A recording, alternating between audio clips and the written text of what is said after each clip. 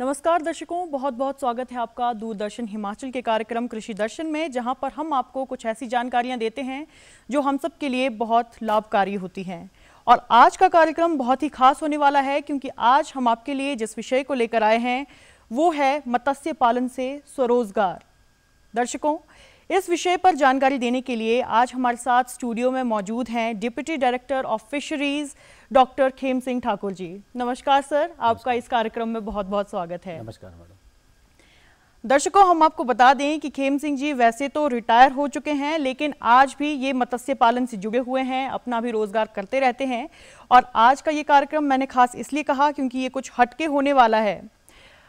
खेम सिंह जी, सबसे पहले तो आप हमें यही बताइए कि आज का जो हमारा विषय है मत्स्य पालन से स्वरोजगार, और ये हमारे हिमाचल के दर्शक यहाँ पर बैठे हुए हैं, तो हम जहाँ पर समुद्री इलाका है, जहाँ पर लोग मछलियों का व्यापार करते हैं, उनके लिए तो ये बहुत ही कॉमन सी बात है। लेकिन हिमाचल में इसके व्यापार की हम क्यों सोचें? हमारा जो दर्शक है वो इसमें रोजगार कैसे देखता है?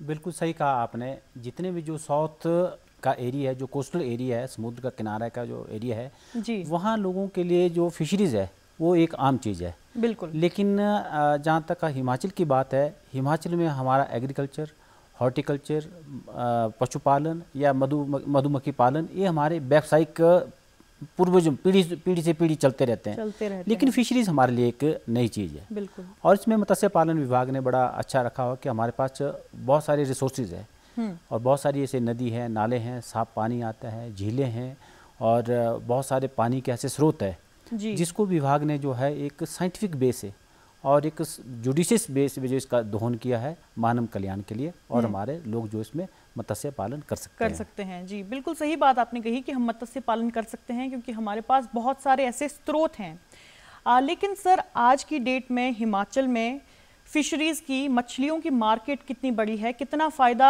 हमारे किसानों को, हमारे जो मत्स्य पालन करने वाले हैं उनको हो सकता है कि हम इस काम को करने के लिए सबसे पहले तो प्रोत्साहित होना चाहेंगे? बिल्कुल मैडम, ऐसा कि हिमाचल प्रदेश में ही बहुत सारी जो फ़िश की डिमांड बहुत ज़्यादा है। इसमें जितनी जो मछली हमारे लगती है उतना हो सकता है हम उत्पाद नहीं कर पाते हैं। तो मैक्सिमम जो मछली, खास करके मैं कार्प की बात करूं तो कार्प मछली जो हमारी दूसरी स्टेटों से आती है जी। और इसमें मैं ये भी कहना चाहूँगा कि मछली दो किस्म की होती है, एक ठंडे पानी की और दूसरी गर्म पानी की। ठीक है, जो ठंडे पानी की जिसको हम ट्राउट कहते हैं और जो गर्म पानी में होती है जिसको हम कार्प कहते हैं। कार्प के मामले में अभी जो है बहुत सारी हमारी डिमांड जो है बाकी है, जिसकी मांग पूरी करना बहुत अभी है। अगर हमारा कार्प का आदमी, जैसा जो हमारा लोअर हिमाचल है जिसमें अगर कार्प कल्चर करता है और उसकी कोई उस मार्केटिंग की उन्हें कोई समस्या नहीं आएगी। जहाँ तक ट्राउट की बात है, नो डाउट ट्राउट में जो है हमारा जो प्रदेश है बड़ा अग्रणीय, पूरे देश में जो अग्रणीय राज्य हैं जिसमें ट्राउट जो है बड़े अच्छे रूप से हमारी पालन होता है। जिसमें हमारा जो मेन मार्केट है वो हिमाचल से लेकर के जो दूसरे हमारे जो मेट्रोपॉलिटन सिटी है, आपके दिल्ली है, बॉम्बे है, चंडीगढ़ है, ऐसे एरिया में ज़्यादा लगती है। नो डाउट हमारे हिमाचल प्रदेश में भी बहुत लगती है। जैसे हमारा शिमला है और धर्मशाला है, मनाली है, मनाली में बहुत सारी ज़्यादा मछली लगती है। हाँ, वहाँ भी हमारी मार्केट है। अच्छा जी, आप कह रहे हैं कि टूरिस्ट करके या फिर बाकी लोग भी जो खा रहे हैं। बिल्कुल जी। बिल्कुल। तो दर्शकों, ये हमने जाना कि हमारी जो फिशरीज का मार्केट है, मछलियों का मार्केट है, उसमें हिमाचल की कोई कमी नहीं है, क्योंकि मछलियाँ अलग अलग प्रकार की होती है, ठंडे पानी वाली, गर्म पानी वाली। तो हमारे दर्शक तो खेम सिंह जी अभी तक समझ ही चुके हैं कि हमारी मार्केट और इसकी वैल्यू कितनी ज़्यादा है। अब हम बात करते हैं कि मछलियों का जो रोज़गार है, इसके लिए काम कैसे शुरू किया जाए? देखो मैडम, सबसे पहले तो जब भी हम मछली पालन की बात करते हैं, हमें 3 चीज़ें चाहिए जी। नंबर 1 भूमि, भूमि के साथ पानी, और तीसरी हमारा धन। इन तीनों में से जो है आपका जो प्रोजेक्ट है वो निर्भर करता है। मान लो आपके पास ज़मीन बहुत ज़्यादा है, नो प्रॉब्लम।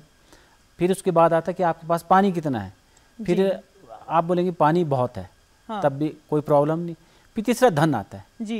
हो सकता है धन आपको फिर बोलेगी मेरे इतने जो पैसा मैं लगा सकता हूँ और इसके हिसाब से जो है मैं अपना प्रोड्यूस कर सकता है, उसी हिसाब से जो आपका जो फार्म है उसकी रूपरेखा तय करेंगे जी। और इसमें जो फैक्टर, तीनों में जो फैक्टर जो कि आपकी इसके पूरे प्रोजेक्ट को निर्धारित करता है, उसको हम एक लिमिटिंग फैक्टर कहते हैं। लिमिटिंग फैक्टर, हाँ, जैसे मान लो मेरे पास पैसा बहुत है, कोई बात नहीं, या मेरे पास पानी बहुत है, हो सकता है मेरे पास ज़मीन कम हो जी। तो इसलिए इसका मतलब ये कोई ज़मीन मेरे पास जो है लिमिटिंग फैक्टर है जी। आप उसमें कर सकते हैं।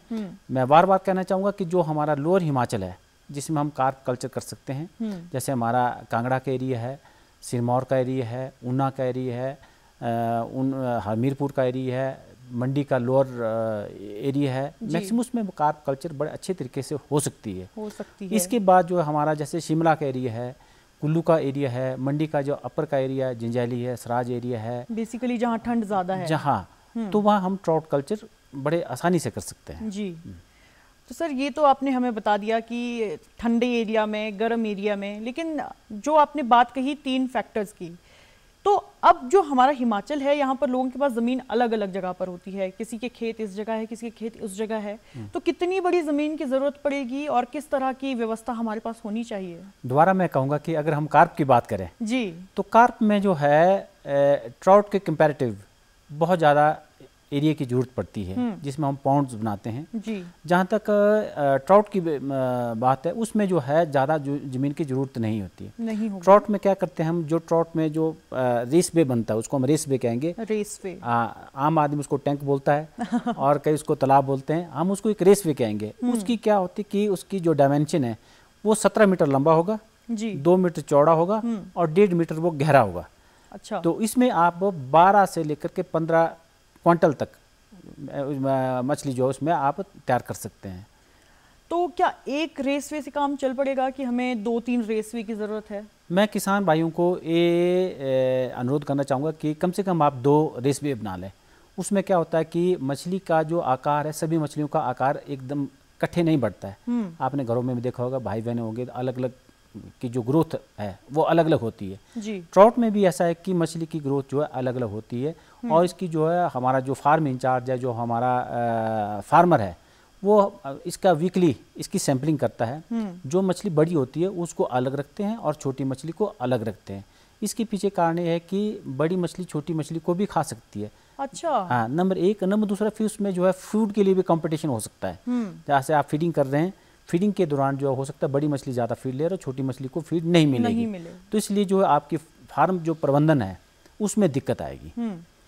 तो अभी तक तो हमने बात कर ली कि हमारे पास टैंक है जिसे हम लोग रेसवे कहते हैं, तो अब हम लोग पानी की बात करते हैं कि पानी हमें कितना उपलब्ध चाहिए और हर टाइम चाहिए या फिर 2-3 दिन में एक बार चाहिए, कितना उपलब्धता चाहिए हमें पानी? रेसवे की जहाँ तक बात है वहाँ हमें डेली 24 आवर जो है वहाँ जो है कंटिन्यूस फ्लोइंग वाटर चाहिए जी। जहाँ अगर कार्प की बात करें, कार्प में ऐसा नहीं, कार्प में आप जो पाउंड आप भर जाता है उसके बाद डिपेंडिंग अपॉन कि उसका सीपेज कितनी है, उसके लेवल को मेंटेन करने के लिए आप जो है उस हिसाब से आप पानी एडिशनल पानी डाल सकते हैं। कार्प में जो है हम क्या करते हैं कि जो पानी है वो स्टैग्नेंट वाटर होता है जी। उसमें जो फूड है वो वहीं का वहीं रहता है, उसको हम बाहर नहीं जाने देते हैं। जो हमारा ट्राउट है, ट्राउट में जो हमें कंटिन्यूस फ्लोइंग वाटर चाहिए होता है, तो इसमें आपका 10 से लेकर 15 लीटर पर सेकंड के हिसाब से आपको पानी चाहिए। आपका नापने का बड़ी सा तरीका है, आप जो 10 लीटर की एक बाल्टी ले लो और उसको वहाँ डालो और 1 सेकंड में जो भर जाती है इसके मतलब आपको 10 लीटर हो गया।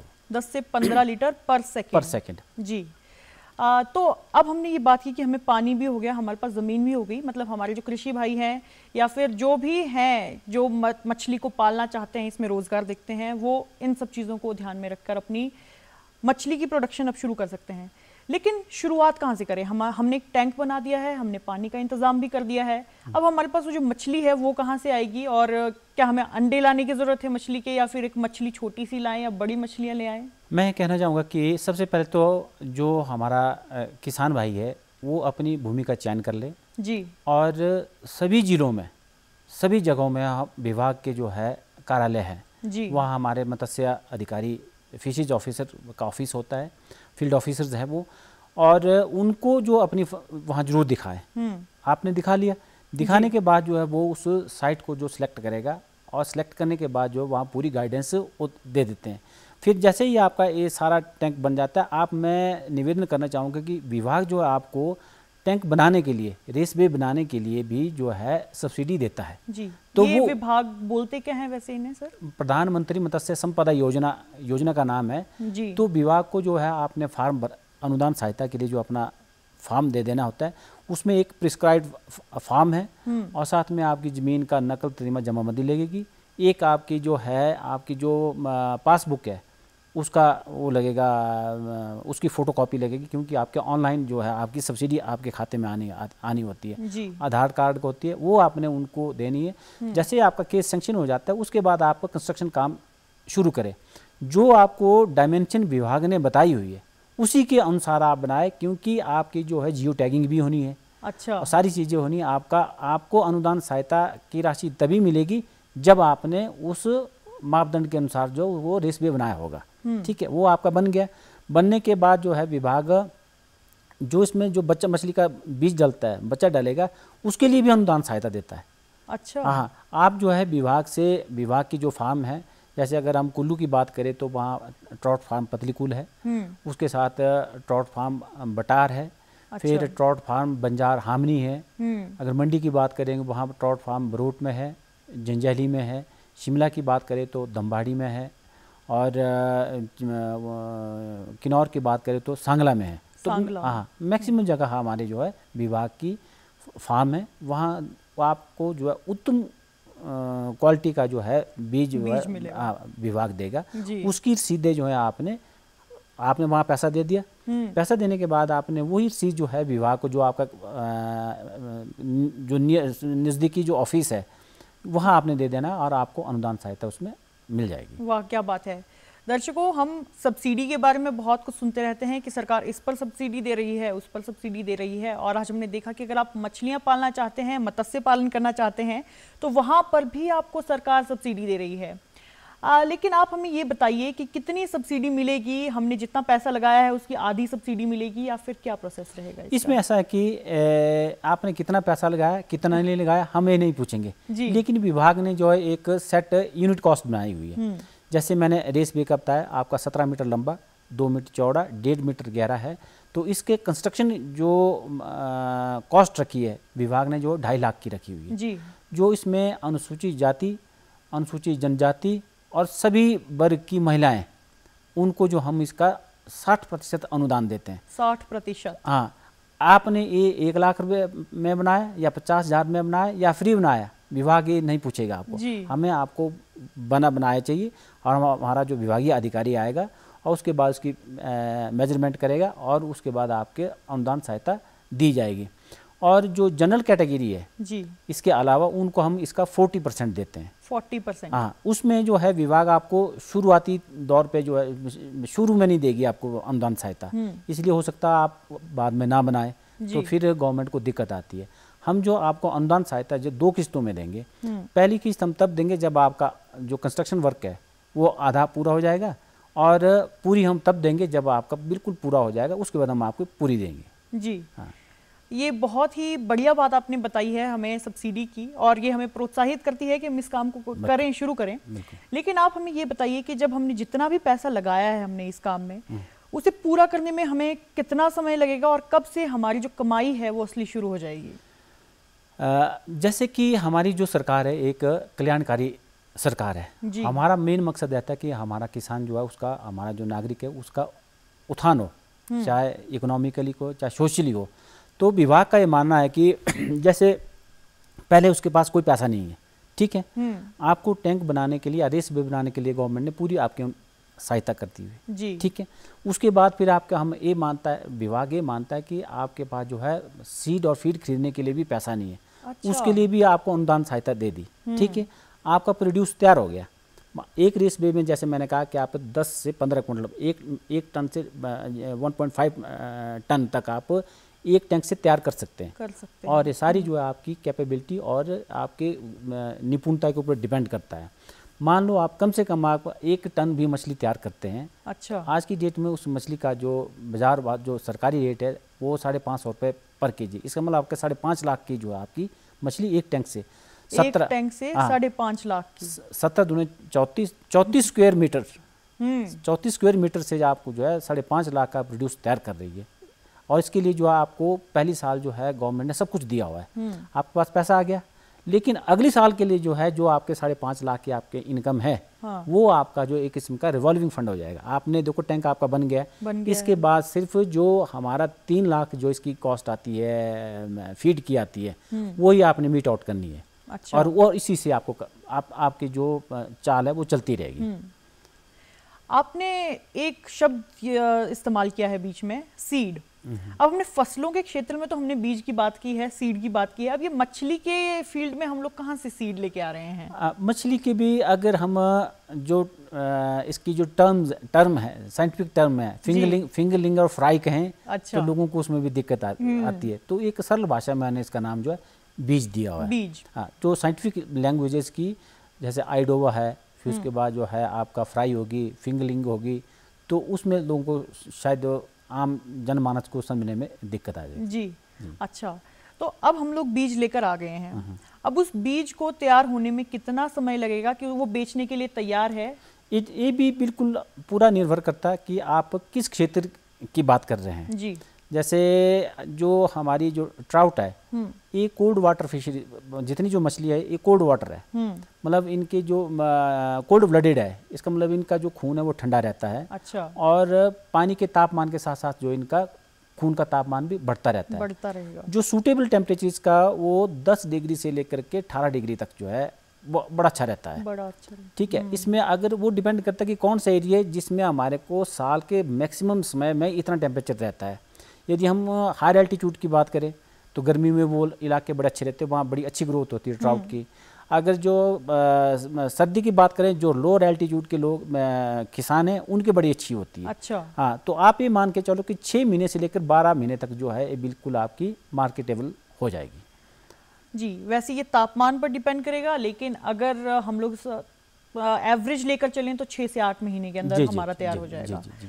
पता कैसे चलेगा कि अब तैयार है मछली? क्या हम उसका वजन देखेंगे या फिर उसका साइज देखेंगे? बिल्कुल ऐसा है कि मछली जो डिमांड है, क्योंकि अगर हम ट्राउट की बात करें, ट्राउट ऐसा है कि ट्राउट को जो है होल प्लेट होटल, इसकी मैक्सिमम जो होटलों में लगती है जी, इसकी जो पूरा जो है होल प्लेट के हिसाब से आती है, जिसमें आपके 250 ग्राम का जो है पीस 250 ग्राम का और 300 ग्राम के करीब का लेता है। अच्छा। तो ठीक है, जो हमारा फार्मर है उनको हम ट्रेनिंग देते हैं, उनको हम बताते हैं कि उसकी आपने कैसे ग्रेडिंग करनी है, फिर उसकी सैम्पलिंग करनी है।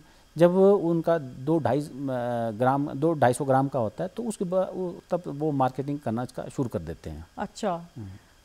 तो अभी खेम सिंह जी, आप हमें बताइए कि हमने मछली का बड़े होने का इंतज़ार कर लिया है, हमने उसे पाला पोसा है, बड़ा किया है, लेकिन बीच में हमें किस तरह की सावधानियां बरतनी चाहिए कि हमारी जो मछली है वो एकदम क्वालिटी की भी हो, एकदम सही हो मार्केट में जाने के लिए? बिल्कुल सही कहा आपने, क्योंकि अगर हम मछली पालन की बात करें, एग्रीकल्चर की बात करें, इसको साथ कंपेयर करें कि अगर हम गेहूँ लगाते हैं, गेहूँ हम क्या करते हैं कि कुछ तो अपने यूज के लिए करते हैं, कुछ जो हम बेचने के लिए करते हैं। लेकिन जहाँ तक फिश की बात है, इट इज़ 100% जो कमर्शियल है, इसमें 100% जो हम बेचने के लिए ही इसको तैयार कर रहे हैं। अच्छा। इसलिए जो है हमारा जो किसान है वो इसमें बड़ा एक्टिव होना चाहिए कि उसमें जो है इसकी क्वालिटी बड़ी अच्छी हो, और दूसरा इसके जो प्रोडक्शन कॉस्ट है वो कम हो। अगर प्रोडक्शन कॉस्ट ज़्यादा होगी तो फिर आपको प्रॉफिट नहीं होगा भी। तो प्रॉफिट इसकी जो प्रोडक्शन कॉस्ट है वो आपने रिड्यूस करनी है, जितना कम हो सके उसको कम करना है। और इसमें मेन जो रोल रहता है आपका जो पूरी हाइजीनिक कंडीशन, आपका जो टैंक है उसकी साफ सफाई अच्छी हो। अच्छा। पानी जो है आपको बिल्कुल फ्री का मिल रहा है। हाँ। और ग्रेविटी से आ रहा है, आप मैक्सिमम पानी उसमें डालें। और तीसरा, क्वालिटी फीड जी, जो फीड है वो आपकी बहुत ही अच्छे सोर्स की होनी चाहिए और न्यूट्रिशियस होनी चाहिए जी। हाँ, तो तभी आपकी जो मछली जो है अच्छे इसकी होगी, क्वालिटी की होगी। हाँ, वो टेक्सचर से पता लगता है, जो इसका काम करते हैं लोग और जो इसका फिश ईटर है, जो इसका लविंग है, वो उनको पहले पता लग जाएगा कि ये क्वालिटी फिश है। खेम सिंह जी, आपने जिस तरह से बात की है ना न्यूट्रिशियस फीड की, कि हमारा जो खाना हम लोग मछली को दे रहे हैं वो अच्छा होना चाहिए, कुछ स्पेशल देना पड़ता है कि नॉर्मल है कि क्या है, खाने का क्या है? जैसे ऐसे कि जो हमारी ट्राउट फिश है, ये जो है ये कार्निवोरस फिश है, मतलब ये जो मीट ईटर फिश है, तो इसमें मैक्सिमम जो कंपोनेंट है वो एनिमल प्रोटीन का चाहिए होता है इसे। तो एनिमल प्रोटीन के लिए जो हमारा जो फीड बनता है उसके लिए हमारी जो सोर्स है दैट इज़ फिश मिल। जो साउथ में कोस्टल एरिया में जब मछली पकड़ते हैं बड़ी लार्ज क्वांटिटी में पकड़ते हैं, कुछ फिश ऐसी होती है कि जो कि कंजम्पशन के लिए जो है वहाँ होटलों में नहीं लगती है जी। तो उनको क्या करते हैं, उसको ग्राइंड करके उसका बिल्कुल पाउडर बनाते हैं, उसको फिश मिल कहते हैं। अच्छा। तो फिश मील में इसका जो फीड है उसमें फिश मील ही पड़ती है, मतलब मछली ही पड़ती है, और भी अच्छी क्वालिटी की जी, बड़ी अच्छे क्वालिटी की, जो उसमें विभाग के जो एक मापदंड है कि उसमें क्या क्या होना चाहिए, उसमें प्रोटीन कितनी होनी चाहिए, दूसरे कंटेंट्स कितने होने चाहिए, ये विभाग ने तय किया हुआ है और उसके ऊपर पूरी रिसर्च की हुई है जी। तो वो होना बड़ा जरूरी है। अगर वो आप डालेंगे तो अच्छी ग्रोथ होगी, अगर वो नहीं डालेंगे तो आपका खाने का खर्चा बढ़ जाएगा और इनकम नहीं होगी। जी खेम सिंह जी, ये आपने हमें बहुत अच्छी अच्छी बातें बताई है। अब हम लोग कुछ उस स्टेज में पहुंच गए हैं कि हमारी मछली मार्केट में जाने के लिए तैयार है, लेकिन उसे बेचे कहाँ पर अब हम लोग? ये सबसे बड़ी हमारा जो किसान है इनके लिए बड़ी एक समस्या रहती है। मैं कहूँगा कि marketing itself is a difficult job. कोई भी चीज़ को प्रोड्यूस करना आसान है लेकिन उसकी मार्केटिंग बड़ी टफ है जी। तो इसलिए जो हमारा जो किसान है वो एक तो हमारे जो होटल है, जैसे मैंने पहले कहा मनाली है, धर्मशाला है, शिमला है, दूसरी जगहों में भी लगती है। दूसरी इसकी जो सारे मैक्सिमम जो मार्केट है वो दिल्ली में है। अच्छा। दिल्ली में जो है नो डाउट कुछ हमारे ऐसे लोग भी हैं जो फार्मिंग ना करके इसकी ट्रेडिंग करते हैं, उनको भी एक सोर्स ऑफ इनकम देखो फिश की वजह से इनडायरेक्ट एक किस्म का है। वो फार्मिंग नहीं कर रहे हैं लेकिन उसकी ट्रेडिंग कर रहे हैं, ट्रेडिंग में भी उनको उसमें फ़ायदा होता है। और दिल्ली में जितने बड़े बड़े होटल है उसमें बड़ी अच्छी डिमांड है इसकी और अच्छा पैसा लोगों को मिलता है। अच्छा, ट्रेडिंग से आपका मतलब है कि लोग आपने जिसने मछलियां पाली हैं उनसे लेंगे और वो आगे बेचेंगे हाँ, उसे। और इसमें बड़ा आसान है कि आपको अगर आपने ट्रेडिंग करनी है, एक बार आप जैसे दिल्ली आपका कोई होटल है, अगर वहाँ आपकी उनके साथ कॉन्ट्रैक्ट हो जाता है, उसके बाद क्या करेंगे आप दिल्ली जहाँ भी आप है, या शिमला की बात करें या मंडी का जैसे सराज का एरिया वहाँ की बात करें हैं, ब्रोड का एरिया है या चंबा का एरिया है या कांगड़ा का एरिया है या पतली कुल्लू का एरिया, वहाँ बसों में बेच करके थर्मोकोल में इसको आइस पैकिंग कर कोल्ड चेन में डाल करके सीधे आप दिल्ली में ले जा सकते हैं। इसमें कोई ज़्यादा ट्रांसपोर्टेशन में भी ज़्यादा खर्चा मतलब ट्रांसपोर्टेशन की भी दिक्कत नहीं है, इसे बाकी और चीज़ों की भी दिक्कत नहीं है। लेकिन सबसे बड़ी बात आती है जब भी हम लोग बिजनेस की बात करते हैं, वहां पर है कंपटीशन। तो इस फील्ड में कंपटीशन कितना है और उस कंपटीशन को हम लोग क्लियर कैसे कर सकते हैं? मैं कहूँगा कि फिशरीज में हमारे हिमाचल प्रदेश में कंपटीशन अभी नहीं है। नहीं है। अच्छा। कारण ऐसा है कि फिश को कंज्यूम करने वाला खासकर ट्राउट जो पूरा प्रदेश है, देश है, लेकिन प्रोड्यूस करने वाला हिमाचल प्रदेश के कुछ डिस्ट्रिक्ट्स है। कुछ डिस्ट्रिक्ट्स में भी जो है उसका कुछ एरिया जो हिली एरिया है, वहाँ भी कुछ ही लोग जिनके पास ज़मीन है और वो भी पानी के साथ है, तो इसलिए कंपटीशन की इसमें ऐसी नहीं है, नंबर एक। नंबर दूसरा, अगर हम दूसरी फसल का कंपेयर करें, मैं एक बागवान भी हूँ और किसान भी हूँ, मैं इस चीज़ को बड़ी भांति समझता हूँ कि जब फसल पक जाती है वो हमें हार्वेस्ट करनी होती है। आप मार्केट में आपको कितना पैसा मिलता है, कितना मिलता है, वो फिर आप नहीं देखें क्योंकि आपको वो सड़ जाएगी ना तो हार्वेस्ट करने में। लेकिन फिशरीज का एक बहुत सौभाग्य है कि इसमें ऐसा राइप होने वाली बात नहीं है। मैं क्या करूँगा कि जो मेरा किसान है या मैं हूँ, मैं मंडी में पहले इस चीज़ की बात करूँगा, मुझे ऑर्डर आएंगे, मेरे खाते में पैसा आएगा, तभी मैं अपनी मछली को जो है हार्वेस्ट करूँगा, अदरवाइज मेरे पास वो टैंकों में पड़ी हुई है। अच्छा। तो हाँ, इसलिए जो है it is some sort of buying market. जो रेट निर्धारित करता है वो हमारा फार्मर करता है, लेकिन वो नहीं करेंगे। अच्छा। अगर आप मछली लेना चाहते हैं तो वो बोलेगा मेरी मछली की कीमत इतनी है, अगर आप देते तो मछली निकालेगा वो, अगर आप नहीं देते हैं तो वो मछली वही है। वाह, क्या बात है। मतलब कि ये एक ऐसा रोजगार हमारे लिए साबित हो सकता है जहां पर हमें फायदा ही फायदा होने वाला है। आप लोगों को प्रोत्साहित करने के लिए क्या कहना चाहेंगे? मैं जितने जो हमारे यूथ है, मैं ये कहना चाहूँगा कि आप अपनी इकोनॉमी बढ़ाने के लिए, अर्थव्यवस्था बनाने के लिए, अगर आप बागवान हैं, बागवान के साथ साथ आप जो है जितनी जो एलाइड्स प्रोडक्ट है उसको प्रोड्यूस करें। आप उसके साथ फिशरीज का भी करें, एग्रीकल्चर का भी करें, एनिमल हस्बेंड्री का भी करें, और आपकी इकोनॉमी जो है अगर सब कंपोनेंट से अगर आप 100 रुपये भी कमाते हैं, जहाँ 100 रुपये के वहाँ आपसे 4 गुना आपकी आय बढ़ जाएगी। जी खेम सिंह जी, आपका बहुत बहुत धन्यवाद। आप हमारे इस कार्यक्रम में आए और हमारे दर्शकों को बहुत जानकारी दी आपने, और हम अपने दर्शकों का भी धन्यवाद करते हैं। हमारा कार्यक्रम आप इसी तरह से देखते रहिए, हम आपके लिए हर बार कुछ नया लेकर आएंगे। हम मिलेंगे आपसे अपने अगले कार्यक्रम में, तब तक के लिए धन्यवाद। नमस्कार।